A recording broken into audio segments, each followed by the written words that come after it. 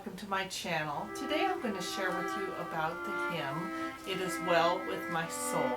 And I'm going to read to you from a book called Then Sings My Soul, written by Robert J. Morgan and published by Nelson Reference and Electronic.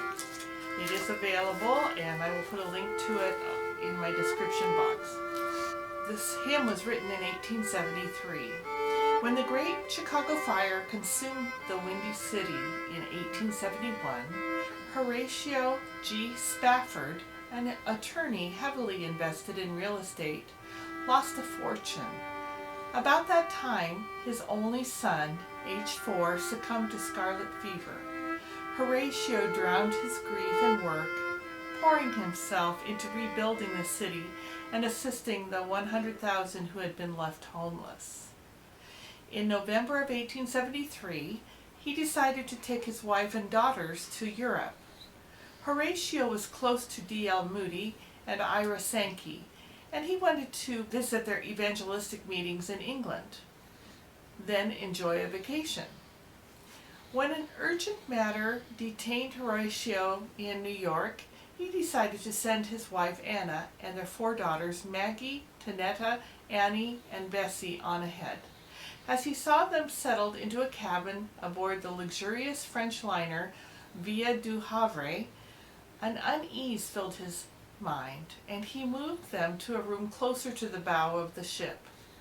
Then he said goodbye, promising to join them soon. During the small hours of November 22, 1873, as the Villa du Havre glided over smooth seas, the passengers were jolted from their bunks. The ship had collided with an iron sailing vessel, and water poured in like Niagara.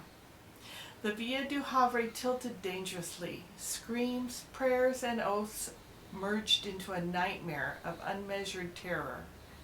Passengers clung to posts, tumbled through darkness, and were swept away by powerful currents of icy ocean. Loved ones fell from each other's grasp and disappeared into foaming blackness. Within 2 hours, the mighty ship vanished beneath the waters. The 226 fatalities included Maggie, Tanetta, Annie, and Bessie. Mrs. Spafford was found nearly unconscious, clinging to a piece of the wreckage.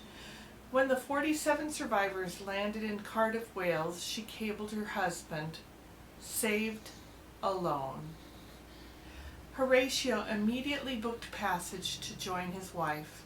En route, on a cold December night, the captain called him aside and said, "I believe we are now passing over the place where the Villa du Havre went down." Spafford went to his cabin, but found it hard to sleep. He said to himself, "It is well, the will of God be done." He later wrote his famous hymn based on those words. The melody for It Is Well, titled Villa du Havre, was written by Philip Bliss, who was himself soon to perish, along with his wife, in a terrible train wreck in Ohio.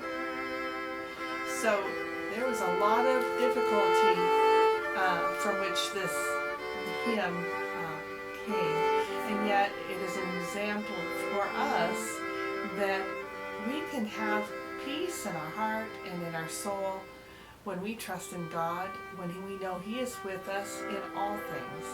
And this hymn is a real comfort in that way. So I hope you enjoyed hearing the history of this song, and I will be sharing more hymns with you in the future, so keep watching for those videos. Thank you, and I enjoy seeing you again. Bye-bye.